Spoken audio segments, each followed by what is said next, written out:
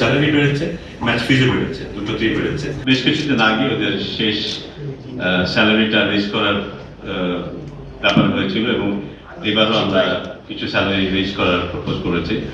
বিশেষ করে আমরা টেস্ট ক্রিকেটারদের প্রোটেকশনের ব্যাপারটাকে প্রাধান্য দিয়েছি। যারা টেস্ট ক্রিকেট খেলে, বিশেষ করে শুধু টেস্ট ক্রিকেট খেলে, তাদেরকে প্রোটেক্ট করার জন্য তারা যেন সিকিউর ফিল করে, তারা যেন একটা ফর্ম্যাট থেকে আরেকটা ফর্ম্যাটে যাওয়ার চেষ্টাটা কম করে। খুব স্বাভাবিকভাবেই যারা শুধু টেস্ট ক্রিকেট খেলে তারা অন্যদের তুলনায় যারা অন্য বেশি ফর্ম্যাটে খেলে তাদের তুলনায় তাদের আর্নিং কম হয়।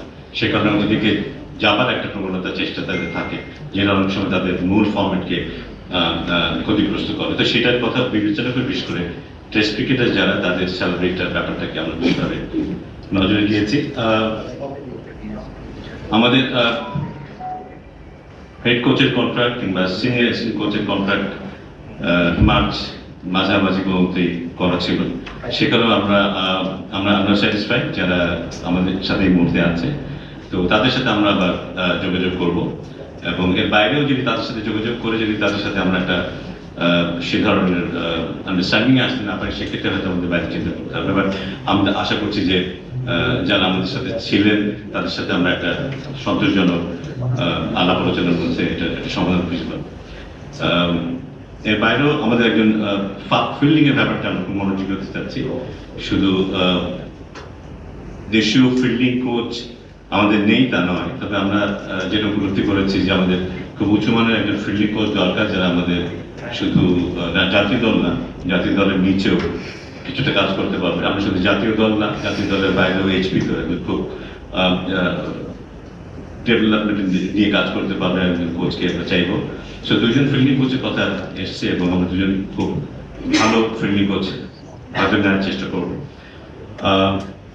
এর বাইরে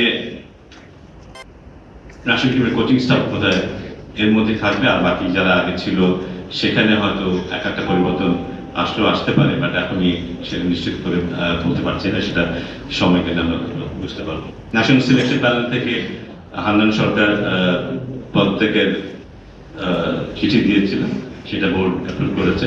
সো আমাদেরকে এখন একজন নতুন সিলেক্টর খোঁজ করতে হবে, সেটা আমরা করবো। আর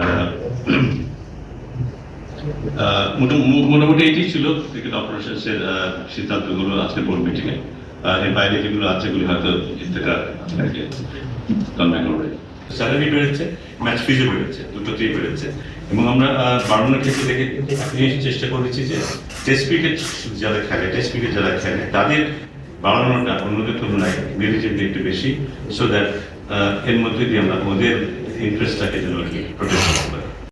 আমরা খুব সুনির্দিষ্টভাবে আজকে একটা জিনিস আলোচনা করছি, খুব অল্প সময়টা, যে শুধু এই বিষয় নিয়ে আমরা একদিন পুরোটা দিন আলোচনা করব, আমাদের কোনো বিষয় থাকবে না। সেই দিন আমরা শুধু জাতীয় দল নিয়ে আলোচনা করবো, জাতীয় দলে আমাদের কিভাবে কি করা উচিত, জাতীয় দলকে সাজানোর জন্য নিচে কিভাবে আমাদের সাজানো উচিত, সার্বিক ব্যাপারটাকে কিভাবে আমাদের দেখা উচিত, আর অন্য কোনো এজেন্ডা থাকবে না, শুধু জাতীয় দল নিয়ে এদিন আমরা আলোচনা করবো। এটা সবাই উপলব্ধি করছেন যে আমরা জাতীয় দলটা ভালো করা মানেই সবকিছু ঠিক থাকা। জাতীয় যদি ভালো না করে, আমরা যদি যাই করি না কেন, যতই সাকসেসের গল্প এখানে বলি না কেন, আসল কাজটা হয় না। কিন্তু জাতীয় দলকে ভালো করতেই হবে, সে কারণে সেটা নিয়ে আমরা আলাদাভাবে একটা পুরো দিন আলোচনা করবো।